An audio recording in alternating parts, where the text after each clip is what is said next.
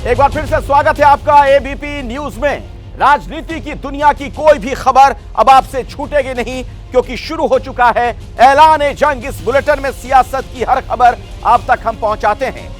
एक तरफ प्रधानमंत्री मोदी आज मध्य प्रदेश और राजस्थान में बीजेपी के पक्ष में माहौल बनाने का प्रयास कर रहे थे, वहीं कांग्रेस के सांसद राहुल गांधी आज छत्तीसगढ़ में थे। अपने सबसे मजबूत गढ़ को बचाने के लिए कांग्रेस जातीय समीकरण और योजनाओं की सौगात बिछा रही है, तो दूसरी तरफ मंच से एकजुटता का संदेश भी दिया जा रहा है।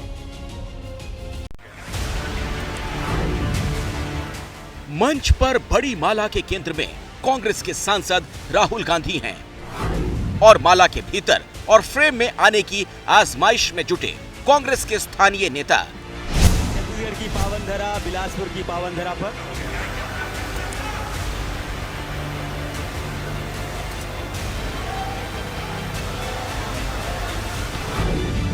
मौका था राहुल गांधी की उपस्थिति में छत्तीसगढ़ ग्रामीण आवास न्याय योजना की शुरुआत का। बिलासपुर में आवास न्याय सम्मेलन के श्री गणेश के साथ ही कांग्रेस ने चुनावी समर का शंखनाद भी कर दिया। हम कांग्रेसी हैं, हम सच्चाई रखते हैं आपके साथ। जैसे ही हमारी सरकार आएगी, पहला कदम कास्ट सेंसस होगा। हिंदुस्तान की सरकार के हर मिनिस्ट्री में वो योजना को डिजाइन करते हैं। 90 लोगों में से सिर्फ 3 लोग ओबीसी समाज के हैं। भाई और बहनों, कास्ट सेंसस हिंदुस्तान का एक्सरे है। ओबीसी की जो गुगली राहुल ने बिलासपुर से फेंकी, उसके मायने आप छत्तीसगढ़ के सियासी समीकरण से समझ सकते हैं।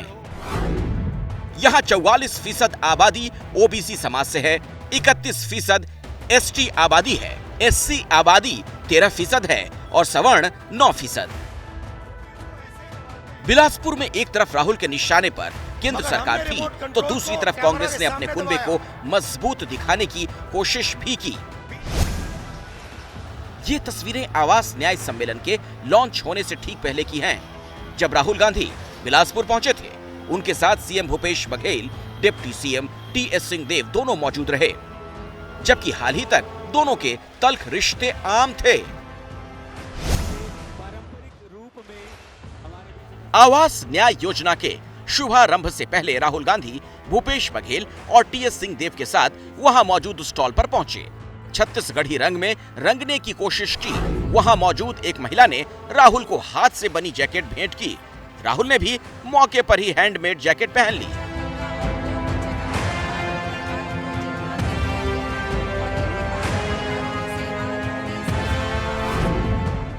जिस बिलासपुर से राहुल गांधी ने एकजुटता और छत्तीसगढ़ी संस्कृति से जुड़ाव का संदेश दिया, उसकी बड़ी पॉलिटिकल मैसेजिंग भी है। बिलासपुर छत्तीसगढ़ का सबसे बड़ा संभाग है। यहाँ 6 जिले और 24 विधानसभा सीटें आती हैं। साल 2018 में कांग्रेस को यहाँ 12 सीटें मिली थी, जबकि बीजेपी के खाते में 7 सीट गई थी, जबकि 5 सीटों पर यहाँ अन्य उम्मीदवार जीते थे। आंकड़ों के लिहाज से भले ही बिलासपुर संभाग में कांग्रेस सबसे बड़ी पार्टी बनी हो, लेकिन राज्य के अन्य इलाकों के मुकाबले यहां कांग्रेस का स्ट्राइक रेट कमजोर रहा। 2018 की प्रचंड जीत के बावजूद यहां कांग्रेस को 12 सीटों पर हार मिली थी। यहां बीजेपी और कांग्रेस के बीच सिर्फ 7 सीट का फासला था। सबसे बड़े संभाग में ही कांग्रेस के पास बेहतर प्रदर्शन की गुंजाइश बची है और इसीलिए कांग्रेस ने आवास न्याय योजना की शुरुआत भी बिलासपुर से की। कांग्रेस का दावा है, इस योजना से 7 लाख आवासहीन परिवारों को छत मिलेगी। 30,000 परिवारों को आवास स्वीकृति पत्र दिया गया। बघेल सरकार की इस योजना को केंद्र सरकार की पीएम आवास योजना का काउंटर बताया जा रहा है। खुद इस योजना के विज्ञापन में लिखा गया, प्रधानमंत्री आवास योजना से वंचित आवासहीन परिवारों के लिए छत्तीसगढ़ कांग्रेस सरकार दे रही है आवास का न्याय। 2 रिमोट कंट्रोल चल रहे हैं। ये हमारा वाला सबके सामने चलता है।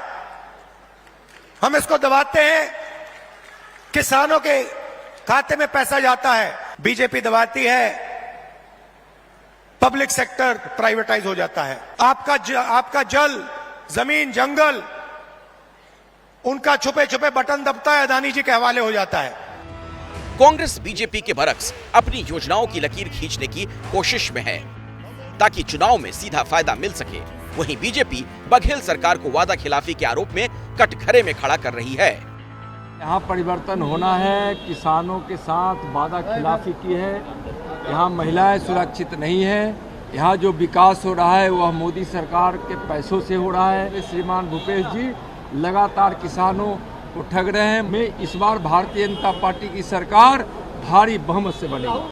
हालांकि राहुल गांधी भी छत्तीसगढ़ में कांग्रेस सरकार की वापसी की मुनादी पहले ही कर चुके हैं। इस महीने ये दूसरी बार है जब राहुल गांधी छत्तीसगढ़ पहुंचे।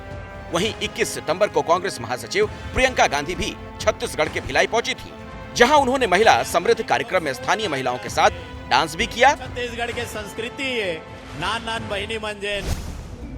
दूसरी तरफ बीजेपी जन परिवर्तन यात्रा के जरिए सत्ता वापसी की कोशिश में लगी है और कमान गृह मंत्री अमित शाह ने संभाली।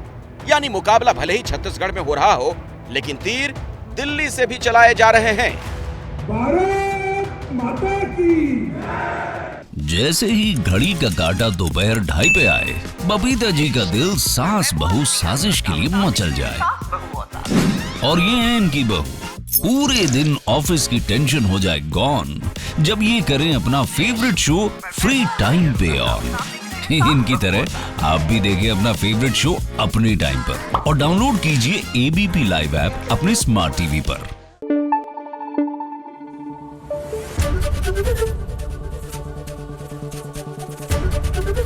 एबीपी न्यूज आपको रखे आगे।